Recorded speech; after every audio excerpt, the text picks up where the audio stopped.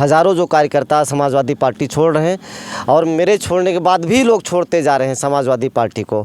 और उसका कारण है माननीय अवधेश प्रसाद जी, जो यहाँ के सांसद हैं। दिन रात उनके बाप के साथ उनके घरे द्वारे में लग करके सूरज चौधरी उनका विधानसभा लड़ाई, लोकसभा लड़ाई, चुनाव जीत गए, पूरी दुनिया जान गए।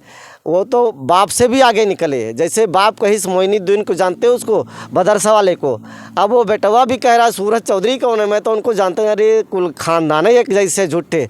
अरे बोलो, सूरज चौधरी कार्यकर्ता था, टिकट मांग रहे, नहीं देना चाह रहे हो, उसको मेरा साथ देना चाहिए। अरे तुम कह रहे हो जानते ही नहीं। भारतीय जनता पार्टी के जो मुखिया हैं वो साण छोड़ते हैं और यहाँ के जो सांसद हैं अपने आप को राजा समझते हैं, वो कहते हैं हम साण पकड़ेंगे। एक बाल फेंक रहा, एक बॉलिंग कर रहा, दो ही काम यहाँ बचे हैं। अरे तो बड़ा सवाल है माननीय सांसद जी, मिल्कीपुर की जनता को लंबे समय तक घुमाने। उत्तर प्रदेश की सबसे हॉट सीट मानी जाने वाली मिल्कीपुर उपचुनाव में चुनाव को लेकर सरगर्मियाँ बिल्कुल तेज़ हो चुकी हैं। नमस्कार, मैं हूं अभिनव सिंह और आप देख रहे हैं नवभारत टाइम्स। नवभारत टाइम्स की जो टीम है इस वक्त धर्मनगरी अयोध्या के मिल्कीपुर उपचुनाव क्षेत्र में मौजूद है। हमारे साथ ज़्यादा बातचीत करने के लिए आज़ाद समाज पार्टी के उम्मीदवार प्रत्याशी सूरज चौधरी जी मौजूद है। सूरज चौधरी, पहले नवभारत टाइम पे बहुत बहुत स्वागत है आपका। सभी दर्शकों को भी नवभारत टीम्स का प्रणाम मेरा। क्या लगता है कि सपा का दामन छोड़कर आपने आज़ाद समाज पार्टी ज्वाइन किया और अब उन्होंने आपको इस क्षेत्र से आपको उम्मीदवार घोषित किया है, क्या कहें? देखिए, मैंने अकेले नहीं समाजवादी पार्टी छोड़ा, मेरे साथ हज़ारों जो कार्यकर्ता समाजवादी पार्टी छोड़ रहे हैं और मेरे छोड़ने के बाद भी लोग छोड़ते जा रहे हैं समाजवादी पार्टी को। और उसका कारण है माननीय अवधेश प्रसाद जी, जो यहाँ के सांसद हैं। कार्यकर्ताओं को जोड़ते हैं, तमाम वादे करके, आश्वासन दे करके, और चुनाव जब जीत जाते हैं, जैसे वोट वगैरह पड़ जाता है, और जब कार्यकर्ता उनके पास जाते हैं तो उनका अपमान करते हैं। बड़े बड़े लोगों को, जो यहाँ के मठाधीश हैं, वो जा करके उनको फूल माला पहना करके स्वागत करना शुरू करते हैं और कार्यकर्ता एक साइड में कर देते हैं। तो इसी से निराश होकर के समाजवादी पार्टी के कार्यकर्ता, जैसे सूरज चौधरी जैसे हज़ारों कार्यकर्ता समाजवादी छोड़ के भाग रहे हैं।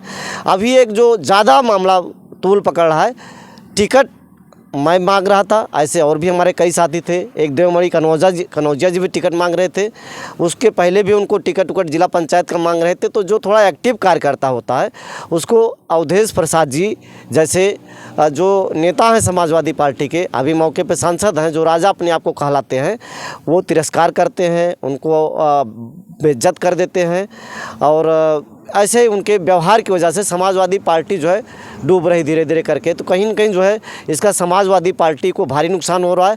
अभी जब मैं समाजवादी पार्टी छोड़ दिया तो चूँकि मिल्कीपुर में मैंने लंबे समय तक लोगों के साथ काम किया था, यही मेरा जन्म कर्म है, यही मेरी जन्मभूमि है।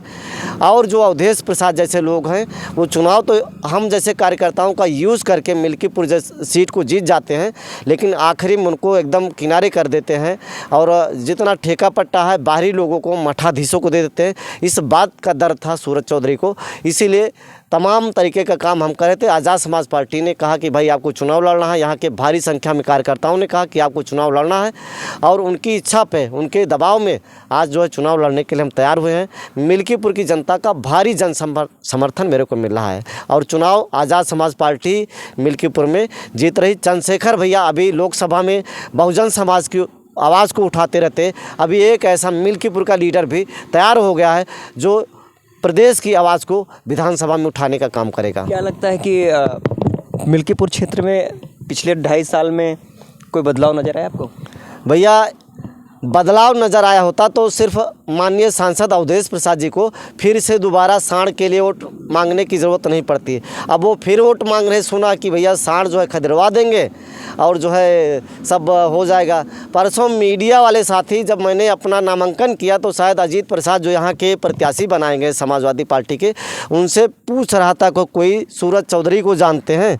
दिन रात उनके बाप के साथ उनके घरे द्वारे में लग करके सूरज चौधरी उनका विधानसभा लड़ाई, लोकसभा लड़ाई, चुनाव जीत गए, पूरी दुनिया जान गए। वो तो बाप से भी आगे निकले। जैसे बाप कहीं मोइनुद्दीन को जानते हो, उसको मदरसा वाले को, अब वो बेटवा भी कह रहा है सूरज चौधरी कौन है, मैं तो उनको जानता हूँ। अरे कुल खानदान है एक जैसे झूठे। अरे बोलो, सूरज चौधरी कार्यकर्ता था, टिकट मांग रहे, नहीं देना चाह रहे हो, उसको मेरा साथ देना चाहिए। अरे तुम कह रहे हो जानते ही नहीं। चलो हमारा चुनाव मतभेद रहा होगा, अब वहाँ पे मदरसा वाले कांड में होगा, काहे ना जानता रहा, वो के तोरे साथ फोटो वीडियो रहा। अरे तो बड़ा सवाल है माननीय सांसद जी, मिल्कीपुर की जनता को लंबे समय तक घुमा नहीं पाओगे।